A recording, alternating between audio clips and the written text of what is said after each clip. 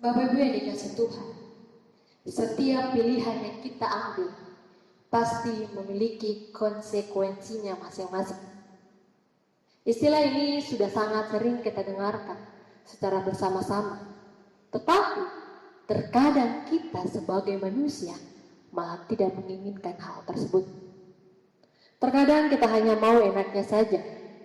Setelah masalah dan tantangan diperhadapkan kepada kita kebanyakan lebih sering mencuci tangan.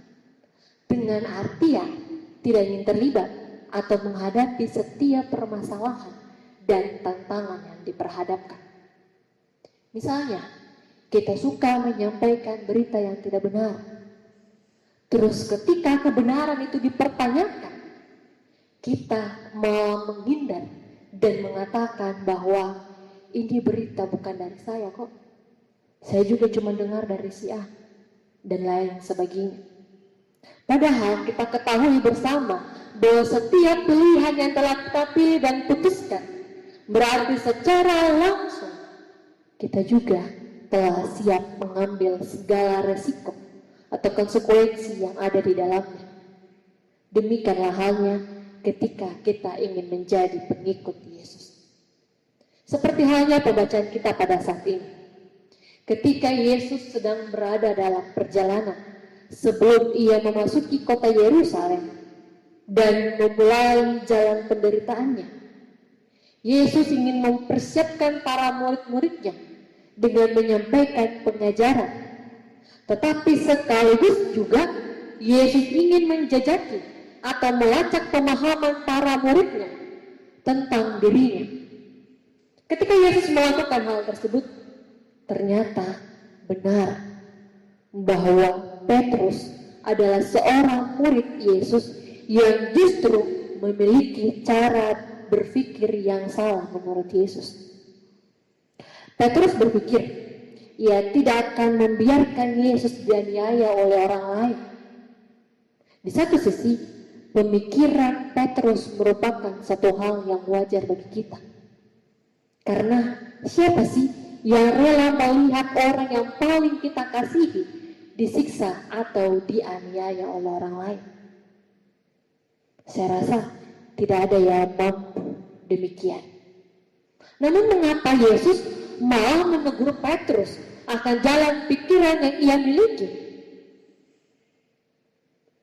Yesus hendak meluruskan jalan pikiran para murid-murid bahwa dia justru harus menjalani kematian sebagai bagian dari tugas yang telah ditetapkan oleh Bapa kepadanya. Oleh karena itu, setiap para murid dikatakan ada konsekuensi yang tidak ringan akan mereka jalani bila mereka tetap ingin menjadi pengikut Yesus. Dengan kata lain, Yesus mengajarkan serta menetapkan syarat-syarat pelayanan bagi mereka yang mau mengikuti Dia. Yaitu yang pertama, seseorang harus menyangkal dirinya. Menyangkal diri berarti menanggalkan atau bahkan tidak ingin mengenal segala kepentingan diri sendiri, keinginan pribadi, namun lebih mengenal dan mengutamakan kepentingan Tuhan.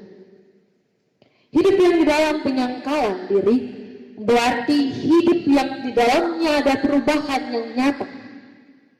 Mengingat kembali masa lalu kita, rasanya mau ketika saat ini kita boleh bersama dengan Tuhan. Namun orang yang menyangkal diri mengikut Tuhan, ia harus tinggalkan masa lalunya.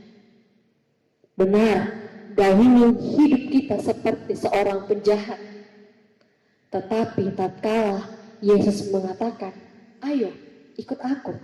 Artinya, segala-galanya yang berhubungan dengan kehidupan masa lalu yang buruk itu harus disingkirkan. Misalnya, di kehidupan masa lalu, kita sering menjadi orang yang berkata-kata kasar terhadap sesama, ikut terlibat dalam pembagian berita yang tidak benar, atau bergosip hal yang tidak benar.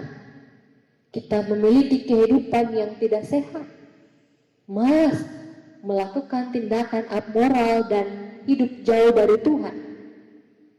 Saat ini kita diingatkan, ketika kita ingin hidup bersama dan mengikuti Dia, berarti kita harus siap menyangkal diri kita, meninggalkan segala bentuk kehidupan yang lama dan tidak berkenan di hadirat Tuhan.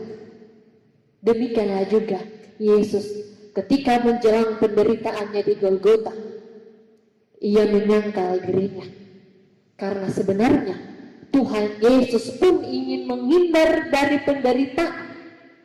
Ia memohon, "Ya Bapa-Ku, jika Engkau mau, ambillah cawan ini daripadaku."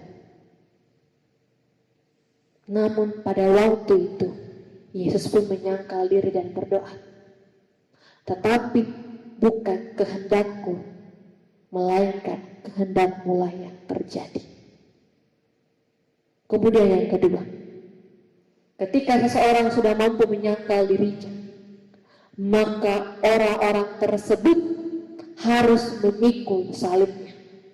Yesus menyuruh kita untuk memikul salib kita masing-masing, bukan hanya sekali-kali, melainkan setiap hari. Memikul salib berarti siap sedia untuk menghadapi masa-masa yang paling sukar dalam hidupnya.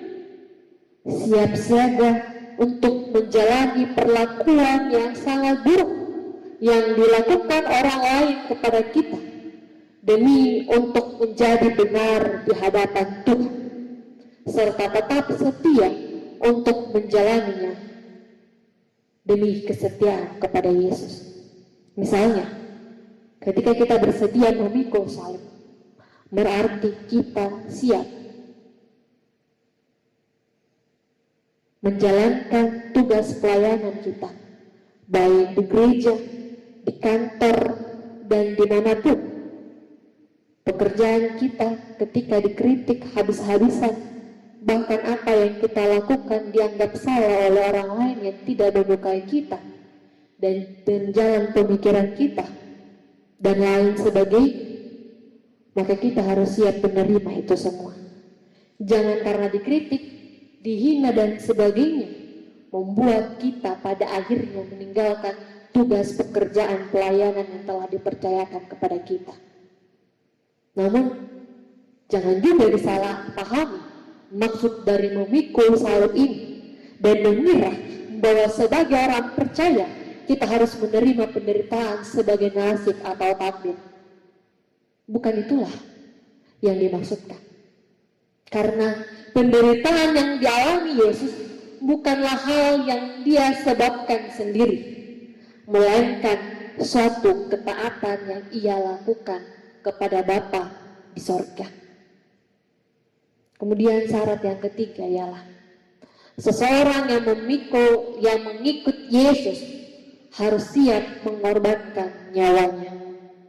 Siap mengorbankan nyawa berarti kita siap mengorbankan diri kita untuk orang lain.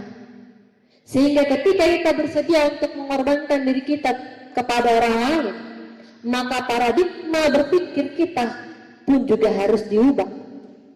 Bukan lagi kita berpikir berapa banyakkah yang akan aku peroleh, tetapi berapa banyakkah yang akan aku berikan. Bukan apakah hal nyaman yang diperbuat, tetapi hal benar apakah yang harus diperbuat. Bukan hal minimum apa yang akan diluaskan dalam jalan kerja, tetapi apakah kemungkinan yang maksimum.